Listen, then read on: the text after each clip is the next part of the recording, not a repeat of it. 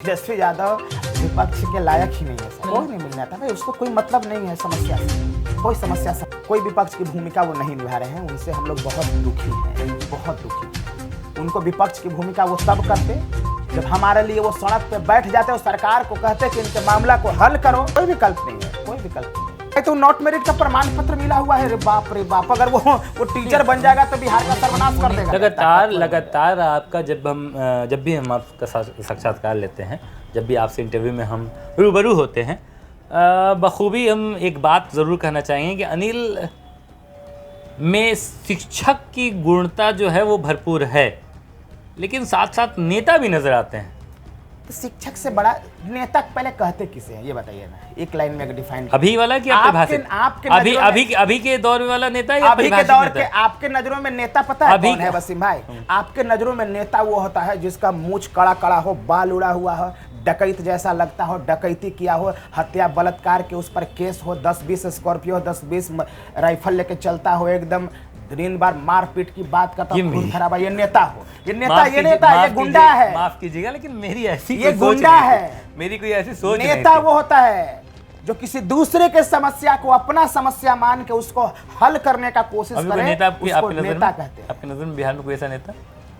मैं तो मेरे हीरो, मेरे आदर्श महात्मा गांधी हैं। नहीं, अभी वर्तमान में कोई आपका नेता नहीं बिहार में? क्योंकि आपने बिहार STT में आपको जिंदगी काटनी है और बिहार राज्य का निर्माण करना है, उसके बाद राष्ट्र निर्माण की तरफ जाइएगा। लेकिन बिहार की अगर बात करें तो अभी जब से आंदोलन कर रहे हैं उस बीच ऐसा कोई नेता जिससे देखकर आपको लगा कि नहीं ये बिहार का ओरिजिनल नेता है, जिसे मैं नेता कह सकूं, जो राष्ट्र निर्माण में, जो राज्य निर्माण में, जो शिक्षक की पद्धति में या शिक्षा की कार्यशैली में सेट होता हो?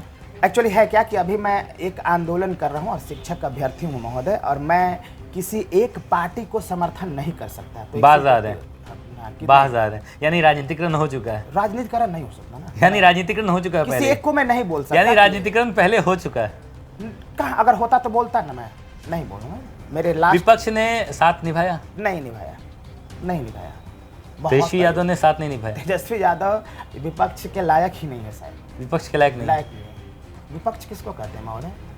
जो आपकी मजबूरियों को, राज्य की मजबूरियों को बैठना पड़ता है गर्दनी बाग में 25 दिनों तक। सरकार को न बैठना चाहिए था, विपक्ष को न बैठना चाहिए था। सत्ता पक्ष, सॉरी माफ कीजिएगा, विपक्ष दल से कोई आया था? कोई नहीं मिलना था भाई, उसको कोई मतलब नहीं है समस्या से, कोई समस्या समझ। ट्विटर हैशटैग से आंदोलन चलता है। उनके तो नेता बोलते हैं कि मानिए विपक्ष दल के नेता, प्रतिपक्ष नेता तेजस्वी यादव बिजी शेड्यूल में रहते हैं, बाहर रहते हैं, तो उन्हें ट्वीट करके अपने प्रवक्ताओं को भेजते हैं। कोई विपक्ष की भूमिका वो नहीं निभा रहे हैं। उनसे हम लोग बहुत दुखी हैं, बहुत दुखी हैं। उनको विपक्ष की भूमिका वो तब करते जब हमारे लिए वो सड़क पे बैठ जाते और सरकार को कहते कि इनके मामला को हल करो। कोई ज्यादा बड़ा मामला तो था नहीं, क्योंकि 19 की वैकेंसी और अभी तक तब रही है। और जाहिर सी बात है कहीं ना कहीं कोर्ट और सरकार के बीच की ये लड़ाई है, उसमें आप लोग घसीटे पसीटे। तब हम उस विपक्ष को अपना हीरो मानते हैं, लेकिन ऐसा तो कुछ करते नहीं है वो। उनको कोई मतलब नहीं है हमारी समस्या से, तो हम अपना समस्या खुद लड़ रहे हैं। विकल्प कोई नजर नहीं आ रहा? कोई विकल्प नहीं है, कोई विकल्प नहीं सिवाय आंदोलन के सिवाय कोई नहीं। पुनः आंदोलन कब से? ये जुलाई के महीना तक मैं देखता हूँ, क्योंकि हमें अपर मुख्य सचिव महोदय ने कहा था, दीपक कुमार ने, हाँ जी, कि जुलाई के महीने के अंत में और अगस्त के फर्स्ट वीक में ही आपको हम नोटिफाई करके बताएंगे कि कैसे बहाली और कब होगा। तो इंतज़ार करना लाजमी होता है, लोकतंत्र में है, हमें संविधान पर भरोसा है, इसी सिस्टम में रह करके इस सिस्टम में को काम करवाना है, तो हमारे पास कोई दूसरा रास्ता नहीं है। इसलिए मैं इस पर चलिए अंतिम कड़ी में 1-2 सवाल पूछ लिए जाते हैं जी। अनिल मेरिट वाले अभ्यर्थी हमारे साथ मौजूद है और अनिल से सीधे सवाल ये करते हैं कि मेरिट अभ्यर्थी के रिक्रूटमेंट के बाद सीट अगर बचते हैं सरकार के पास, जैसे सरकार लगातार चर्चाएं कर रही है, और उस कड़ी में नॉट मेरिट की एंट्री होती है, तो कोई आपत्ति अनिल को? कोई आपत्ति नहीं, तो मैं तो कहीं रहा हूँ। अनिल को कोई आपत्ति नहीं? अनिल के साथ 30,675 स्टूडेंट को कोई आपत्ति नहीं? कोई आपत्ति क्यों आपत्ति होगा? कोई आपत्ति नहीं। मैं तो कह रहा हूँ कि रिक्ति को बढ़ा दिया जाए और मेरिट को बढ़ा दिया जाए, यानी नॉट मेरिट को पहले आप मेरिट में कन्वर्ट करो, तब जाकर उसको नॉट मेरिट को फिर से एग्जाम दिलो। नहीं, इसी मार्क्स पर मेरिट में कन्वर्ट करो, रिक्ति बढ़ा करके। अच्छा, और तब मेरिट में आ जाएंगे तब उनकी आप नियुक्ति यानी कर दो। उन्हें भी एक मेरिट वर्ड यूज करवा दें। अरे भाई तो नॉट मेरिट का प्रमाण पत्र मिला हुआ है, रे बाप रे बाप, अगर वो टीचर बन जाएगा तो बिहार का सर्वनाश कर देगा। उन्हें तो अब नीचे लिखा हुआ क्वालिफाइड, नॉट मेरिट कहाँ है? वहाँ नॉट मेरिट लिखा हुआ है, नॉट मेरिट लिखा हुआ है। उसके लिए वो लोग लड़े थे, सर्टिफिकेट मांगे, वो लोग लड़े थे बीएसबी में जाकर लड़े थे। वो लड़े थे कि सर्टिफिकेट हमको दीजिए, तो फिर उनको नॉट मेरिट का दे दिया, तो उन लोग उसके बाद वो लोग लड़े थे शायद। तो नॉट मेरिट हटा कहाँ? नहीं हटा। नहीं हटा, हमको प्रमाण पत्र मिला हुआ पूरा मोटा मड़ करके रखे हुए घर में, पूरा जमाए हुए पूरा के एकदम अंतिम दौर पे भी, मतलब सब कुछ बोलने के बाद भी नॉट मेरिट एक तो क्वेश्चन मार्क लगा करके उनको झड़प देना। Not merit. चलिए दूसरा सवाल ये है कि ये जो मेरिट, वसीम भाई एक बता, नॉट मेरिट की स्थिति बेचारों की ऐसी हो गई है कि वो अपना प्रमाण पत्र कर अपने घर में दिखा देंगे ना, तो उनके पिताजी जूता से मारेंगे उनको कि तुम क्या पढ़ा था बे, तो नॉट मेरिट लिखवा के आ गया यहाँ पे। खैर, अनिल मेरिट। दूसरा सवाल ये, लखीसराय, मोतिहारी या नालंदा जैसी घटनाएं जो प्रतिदिन मीडिया की वजह से आप लोगों के सामने, बिहार के 13 करोड़ की आबादी के सामने जो पेश होती है, क्या इन सबको देखने के बाद दिल रोता है? बहुत, इसीलिए तो आंदोलन कर रहा हूँ। ये 2-3 घटना एक सिंबल है। पूरे बिहार में लाखों ऐसे शिक्षक आयोग और नॉट मेरिट के मेंटली डिसेबल टीचर भरे पड़े हैं जो बिहार के नौनहालों के बच्चों की जिंदगी बर्बाद कर रहे हैं, तहस नहस कर रहे हैं। उनको सोचने के लिए तो उनको रोजगार, शिक्षा विभाग रोजगार का अड्डा नहीं हो सकता। रोजगार देने के लिए बना है शिक्षा विभाग। शिक्षा विभाग में योग्य शिक्षकों की नियुक्ति करनी है। शिक्षक पत्रकार पैदा करता है, डॉक्टर पैदा करता है, इंजीनियर पैदा करता है, पीएम, सीएम और डीएम पैदा करता है। और शिक्षक अयोग्य कैसे हो सकता है? नॉट मेरिट का मेंटली डिसेबल्ड कैसे हो सकता है? हो ही नहीं सकता। बर्बाद कर देंगे, तबाह कर देंगे इस समाज को। किसी भी रूप में नॉट मेरिट के शिक्षक और अयोग्य शिक्षक नहीं होना चाहिए।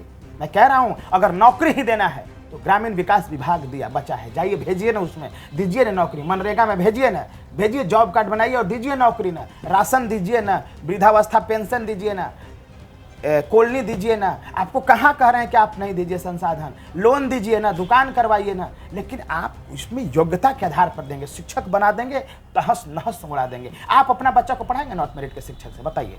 आप कहाँ पढ़ाते हैं अपने बेटा को? हम तो ना पढ़ाएंगे नॉट मेरिट के शिक्षक। अभी आपका बेटा कहाँ पढ़ता है?